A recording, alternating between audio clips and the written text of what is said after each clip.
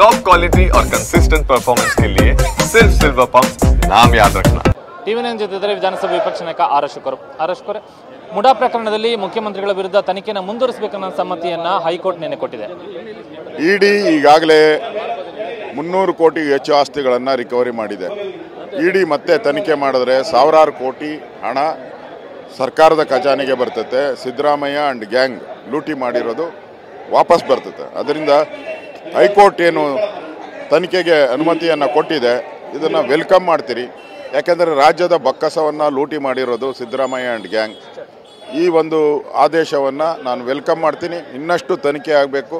ನಾವು ಮೊದಲಿಂದನೇ ಹೇಳ್ತಾ ಇದ್ದೀರಿ, CBI ತನಿಖೆ ಆದರೆ ಈ ಏನು ಸರ್ಕಾರದಲ್ಲಿರುವಂಥ ಕಳ್ಳರೇನಿದ್ದಾರೆ, ಲೂಟಿಕೋರರಿದ್ದಾರೆ, ಅವರೆಲ್ಲ ಹೊರಗಡೆ ಬರ್ತದೆ. ಮತ್ತೊಂದು ಕಡೆ ಲೋಕಾಯುಕ್ತ ವರದಿಯನ್ನು ತಿರಸ್ಕಾರ ಮಾಡಬೇಕಂತ ಜನಪ್ರತಿನಿಧಿಗಳ ಕೋರ್ಟ್ಗೆ ಇಡಿ ತಕರಾರು ಅರ್ಜಿಯನ್ನು ಸಲ್ಲಿಸಿದೆ.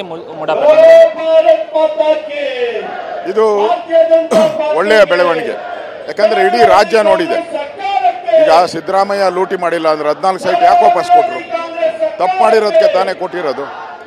ಕೊಟ್ಟ ಮೇಲೆ ಅವರು ತಪ್ಪಾಗಿದೆ ಅಂತ ಒಪ್ಕೊಂಡಂಗೆ ಆಯ್ತಲ್ಲ.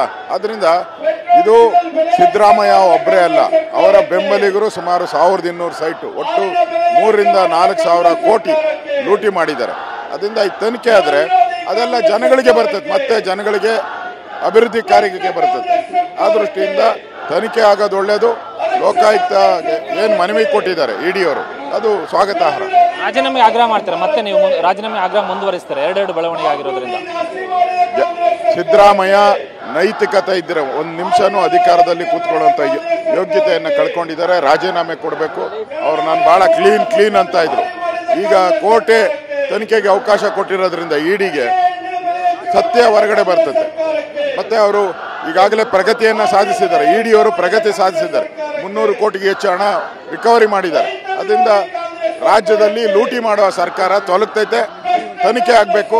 ಸಿದ್ದರಾಮಯ್ಯ ರಾಜೀನಾಮೆ ಕೊಡಬೇಕು. ಇದಿಷ್ಟು ವಿಧಾನಸಭೆ ವಿಪಕ್ಷ ನಾಯಕ ಆರ್ ಅಶೋಕ್ ಅವರ ಮಾತುಗಳು. ಕ್ಯಾಮರಾಮನ್ ರಘು ಜೊತೆ ಕಿರಣ್ ಟಿವಿ9 ಬೆಂಗಳೂರು.